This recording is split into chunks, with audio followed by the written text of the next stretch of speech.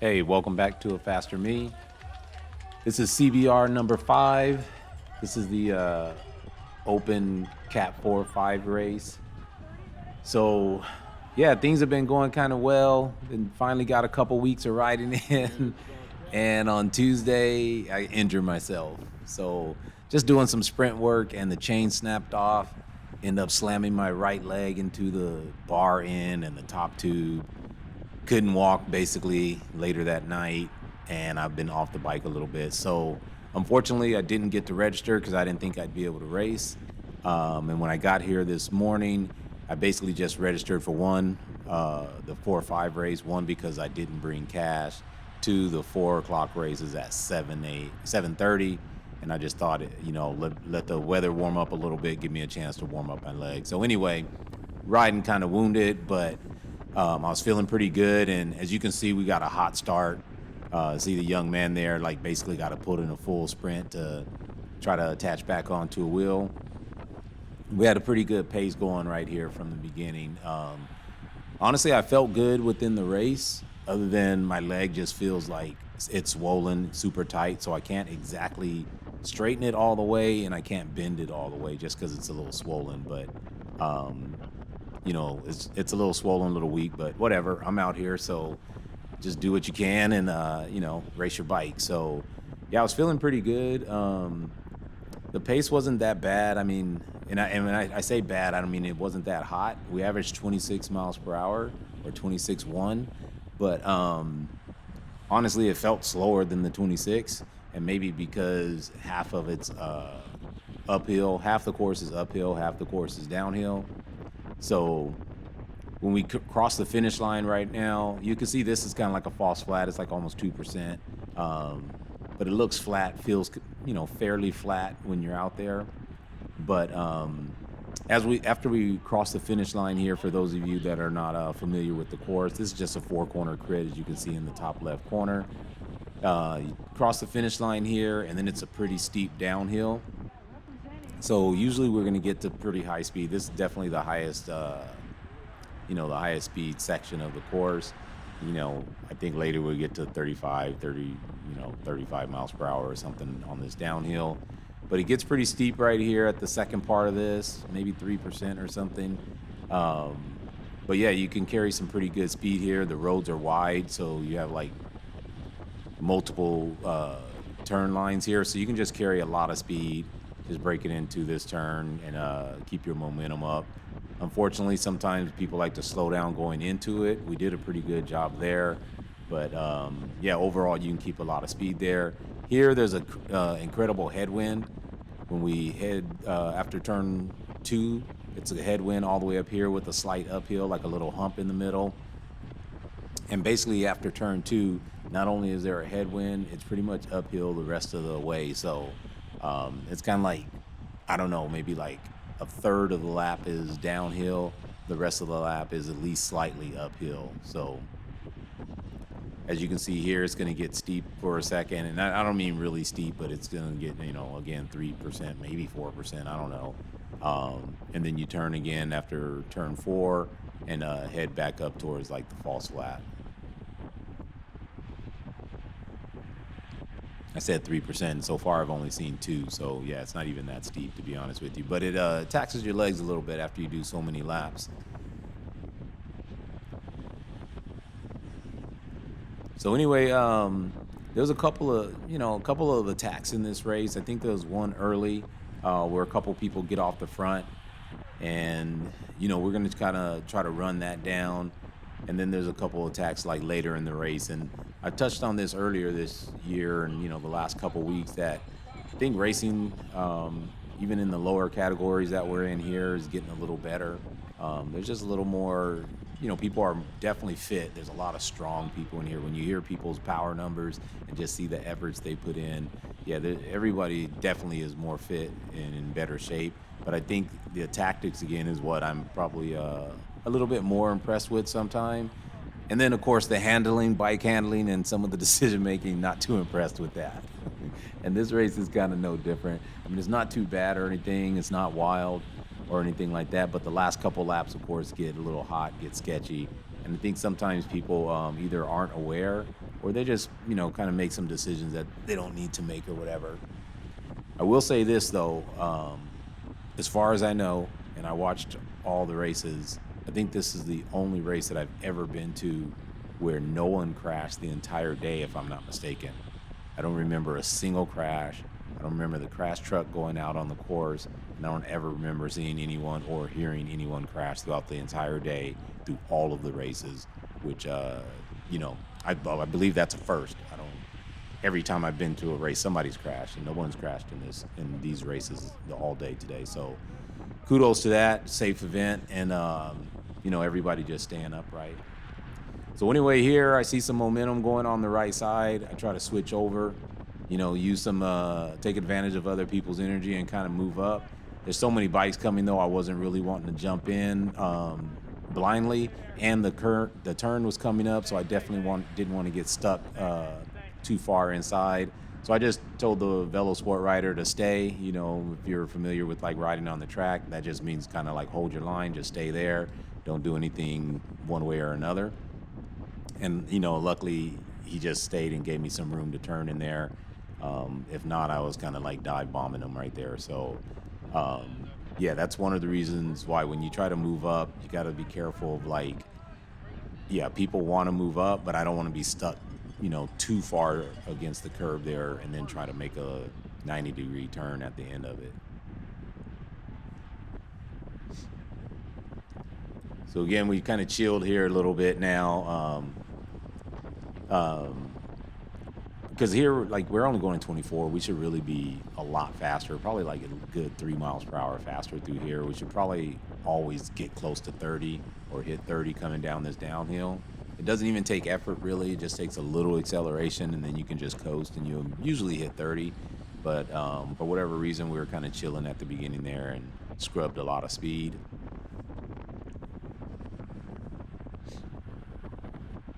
Shout out to my man from Velo Kings there. I think that's Bethel right there. I'm not 100% sure, but I'm pretty sure that's him. And so here, I think they gave a preem on the last lap. So we got 2 people off the front, if I'm not mistaken. We got 2 riders in a breakaway. They're not that far away from us, but, and anything could be dangerous, especially on this course with a little bit of wind. You got the nice downhill to recover before you hit the uphill sections. So, yeah, there's a little break off the front, and we're just kind of trying to run it down. But being that we're not, too many teams or too many people on the same team, running down breaks are never really organized. So in the lower categories, if you're strong enough, there's always a chance it can get away. So my man right here from Chicos Malos, he puts in an effort, and I saw an opportunity to ride his wheel, use a little bit of his effort, even though we're putting in some good watts. He's making a really good dig here and just trying to attempt to, close the gap on the breakaway a little bit. And since I'm riding his wheel and he's putting in this effort, and I'm taking advantage of it being second wheel trying to come up. And as you can see, I'm actually putting in a lot of watts as well. It's not an easy ride for me, so he's putting even more. He gives me a flick, so I'll oblige and not put in a little effort as well. Because if we're going to work together, I'm willing to pitch in or whatever the case may be. But I'm not going to do a long pull ever. Unless you're on my team, I'm not going to do a long pull. So I'm hoping someone else will come through now after my little 10-second pull there. And you can see the guys up there just to the right, hugging the right side, just turning the corner now. But nobody wants to come through. So since nobody wants to come through, I'm like, okay, I'm just going to shut it down then. Being on the front is one thing, but it's not a big deal. But yeah, I'm not going to just blow myself up if no one else wants to come through. That's just what it is. So I'll shut it down completely. I don't have any problems, or I don't feel any peer pressure of anyone saying I got to pull or anything like that. So, I'll shut it down. And then Greg rolls up and says, hey, if there's some guys off the front, and I'm like, yeah, there's 2 of them still off the front. So, then the pace picks up a little bit again. But yeah, it doesn't take much coordination, especially when it's 2 people off the front that are not on the same team or anything like that. It doesn't take much coordination. If the first 5-6 guys up there just rotate, you can bring it back kind of fairly easy for the most part. But anyway, since nobody came through, yeah, I'm definitely not going to blow myself up. So I was willing to just fall back, sit in, and recover for a little bit and continue the race. And if the group wants to bring it back, then we'll bring it back. If no one wants to work, then there's a good chance it's gone. But as you can see, there's one of the riders there that just turned in front of us. So we're definitely running them both down now, or they just kind of blew up and are coming back to us, whichever, because we're not actually going that fast. So more than likely, they're coming back to us more than we're going forward. I see Montgomery on the left side just takes off. I don't know if he was trying to bridge or just launch a counterattack, but either way, it spices it up a little bit. Yeah, and thanks to Montgomery, I'm in the race, actually. I was $10 short. I forgot they don't take credit card or anything else, so I was $10 short on cash, and Montgomery spotted me, so, appreciate it. And, thanks to you, I got a little workout in today.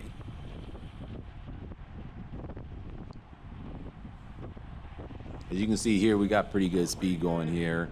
Dr. Chocolate rolls up to me, asked me how I'm feeling. He knew I had a little injury from the Rose Bowl or whatever earlier.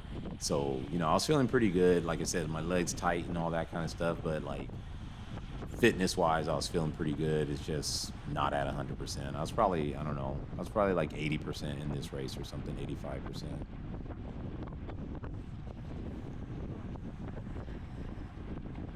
Yeah, we definitely got the pace hot again.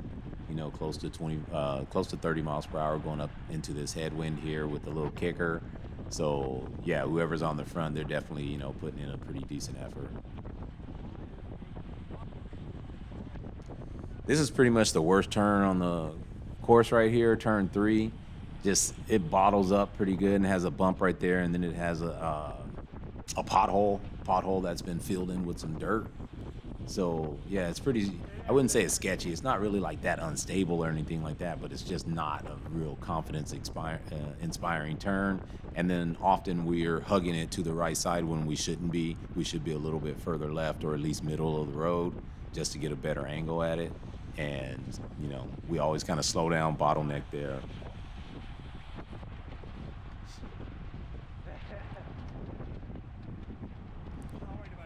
And shout out to to CBR getting some preems. There was pretty much a lot of preems in this race as well. I don't know how many, maybe like 5 preem laps or something.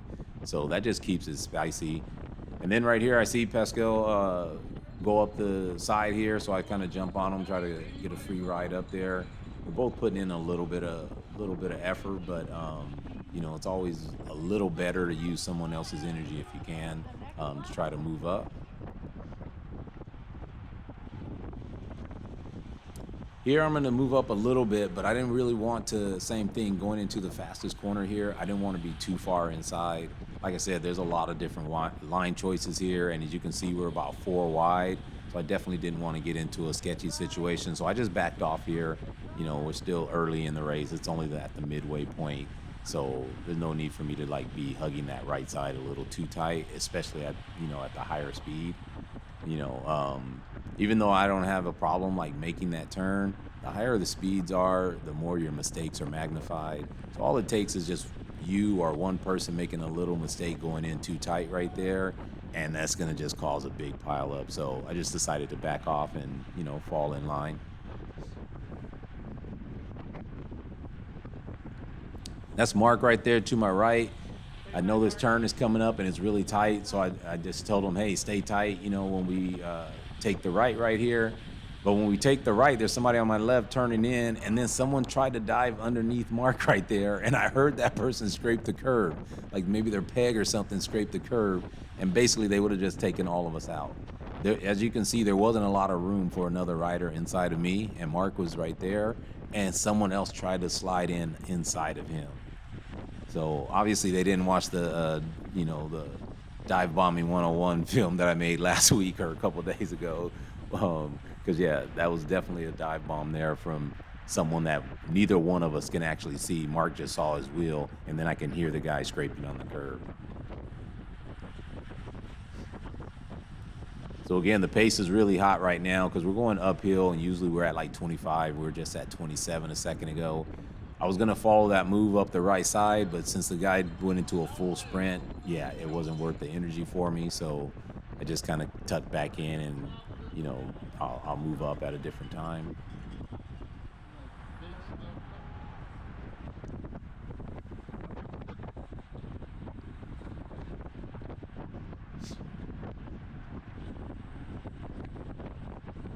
Yeah, I think here again, I think, even though we're going at decent speed, I think I don't know, we're moving on the front straight. It just seems like we should have a little bit more speed here coming on the downhill. But at the same time, yeah, everybody uses it to recover, so it's a lot of coasting on it as well.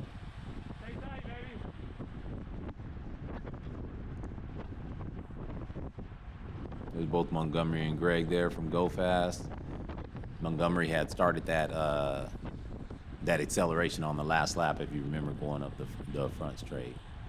So there's Jacko right there, my teammate to the right, just getting a bottle of water, getting a drink of water. Jack's really good at saving energy and just kind of surfing near the front where he needs to be, and then definitely making up some spots at the end to get into good position.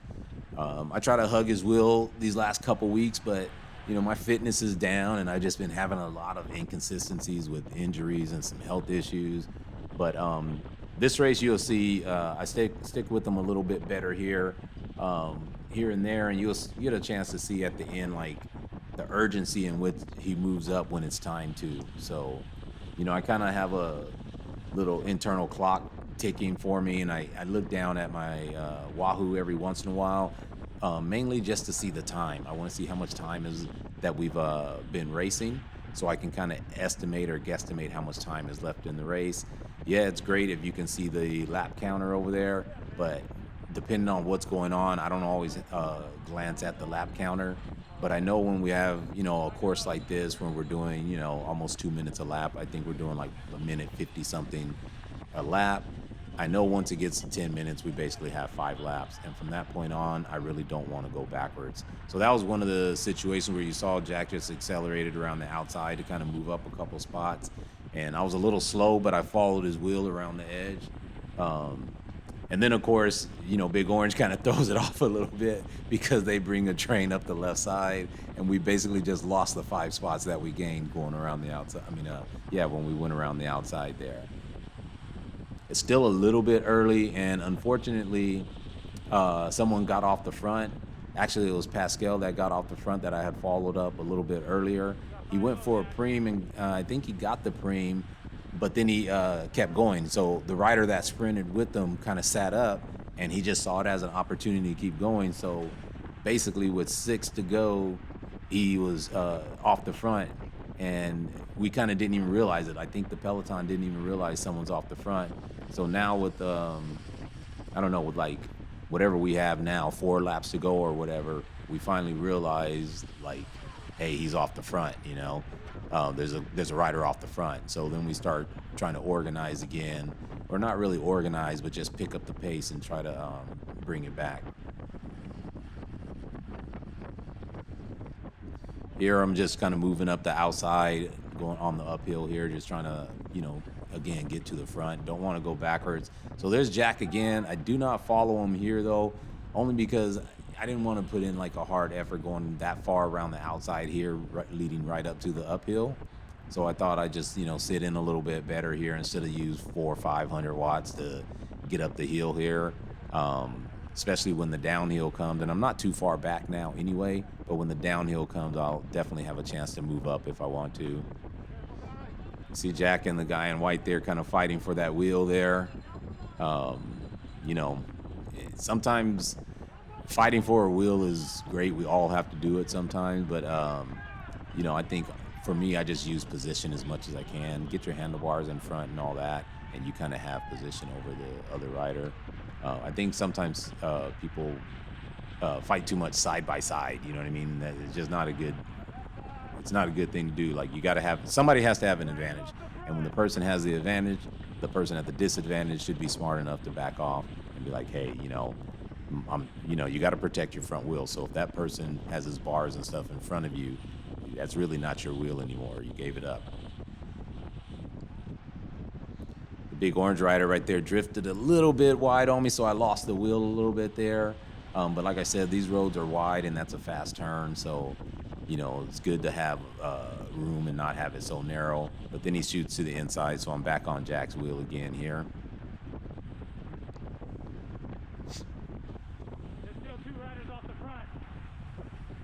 I think we're down to 3 laps to go now. Definitely got to move up. We're like probably in like 30th place right now. Definitely got to move up again. And that's just this is where the fight begins, really, in like pretty much all the races. Like, a lot of people like to pull, like to do a lot of work, stuff like that. But honestly, none of that matters except in the last couple laps. Fighting for that position in the last couple laps, unless you're going to break away or something. But other than that, all the stuff you did earlier doesn't matter too much, except depending on, your energy stores. Like, how much energy did you burn? How much did you reserve? Like, what do you have left in the tank? But either way, if you have something left in the tank or not, these last couple laps, they're the most important. And you just kind of, this where you got to fight. This where you got to be up at the front. I've seen it many times where someone's just chilling in the back majority of the race, and then they end up winning. And some people get mad about it and say, oh, all they did was sit in. But, that's their strategy. That's what helps them win, and that's what's important. All the pulls you do off the front, other than winning preems and stuff, they don't really matter that much. We definitely got the pace up a little bit now. As you can see, we're at 29 going into this turn. So going into the straightaway or whatever, up to 33 miles per hour, which is the fastest I think we've come through here so far. So definitely trying to bring people back. You see Jack trying to make up spots, shooting around the outside over there.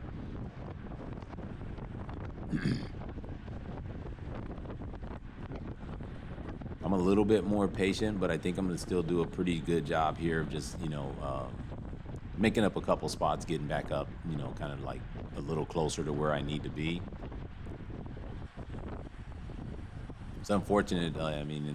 Not unfortunate, but like, yeah, crits are just really surgy. And, a lot of times we're a little ambitious and we think we're stronger than we are. And you see a lot of people like ride so hard and then they just, a second later, they're coming backwards, And that's to all of our benefits if you're like patient and or savvy enough to see it and just know the rider, especially now we're like midway through the season. You kind of know who, can do some really hard sustained efforts and then kind of who fades a little bit. So sometimes you don't need to react to everything. I tried to get over there to the left when Jack moved up again, but there's riders to my left, so I couldn't kind of get through there. But luckily there was a little spot here in the middle that I was able to kind of creep up in.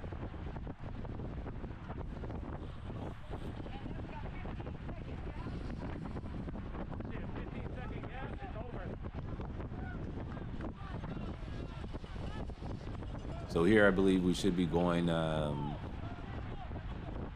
shoot, I don't even know how many laps to go. We still might have 2 laps. I think we have 2 laps to go now. And obviously it's getting fast. You see people are a little bit desperate. Everybody's kind of frantic.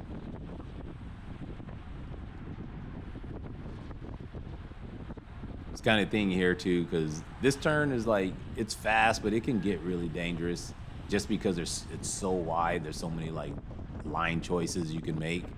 And, like I said, at this level, a lot of people don't make good line choices to begin with. And there's a little bit of sketchiness too. Like, just the thing is, people are strong. All these guys out here, a lot of them are pretty strong, and that's great. And I think sometimes, I've said this before, people emphasize being strong a little too much sometimes, because you can be strong, but it doesn't mean safe. It doesn't mean smart. It doesn't mean you have race tactics. You can be like me also, where I think I'm smart and all that, and I'm just not strong. So yes, I'd rather be strong, but at the same time, when you put them both together, then you're going to really do a lot of damage if you have the physical ability. You can just tell, like I said here too, like going up the hill, I was like, hey, calm down, everybody. There was guys bumping and not arguing, but starting to kind of bicker a little bit. And I'm like, hey, just calm down. We got time. You know, uh, unfortunately or fortunately, but Pascal's off the front. He had a 15-second lead on us coming into this lap, so that's a done deal. I mean, unless he blows up, there's no way we're catching him in one lap with the 15 seconds. You know what I mean? So you'd have to have like some massive lead out effort, and people would have to sacrifice themselves, which is not going to happen. I saw Greg fading right there. I tried to give him a little pep talk, told him, hey, just pick it up just a little bit. This is the last lap. But, you know, Greg used all his energy in the Cat 4 race, and he got on a podium with third place. So, you know, that's the more important race since Cat 4 is our field, and this is kind of the mixed field. But, yeah, you know, I'm always going to give him a little shout out, you know, when you see somebody, you want to encourage them that's fading. You know, fire up the competition, but at the same time, it kind of keeps you focused as well, or at least keeps me focused. So as you can see here, it's a little wild. People are like not really holding lines and stuff like that, but you know, I'm just trying to get back up to the front and do a pretty good job here. You see Jack and I think that's Bethel up there. I don't know who that is on the front. And then Willie, Dr. Chocolate right here. I told him go ahead. The guy in orange jersey right here. I'm trying to get back to Willie's wheel. He kind of was going to get it for a second, but then he just told me go ahead. So yeah, I'm back on it. Definitely only got 2 corners to go. We're in pretty good position. You saw we hit that corner 29 miles per hour coming up the front here at 29. I'm in good position here. I'm a little bit on the wrong side because there's wind coming off the left. And 5th wheel, though, is not bad. You know, right here, I'm like 5th, 6th wheel. But then these guys move up here on the right, and it just gets a little tight right here going into the last turn. There's a guy off the front. So I'm maybe like 7th wheel right here. I was going to try to draft Willie, but he kind of dies right there. This guy dies. And then, of course, I'm coming around here, and then I just blow up. And honestly, I was in too heavy of a gear. I should have been 1 gear lighter. I started off in a heavy gear just to try to, so I didn't spin out, so I wouldn't spin out too early coming up the hill here. But unfortunately, that one heavy of a gear just kind of burned me out a little bit. My heart rate was too high. I was at 192, and I just kind of blew up and died. Went from like 7th wheel to 17. So anyway, thanks for watching, and we'll see you in a week or so. I'm gonna do the time trial, and then next race Barry Wolf after that, I think. Yes, for sure. I blew it. I started my sprint too early. I don't have one, so it don't matter.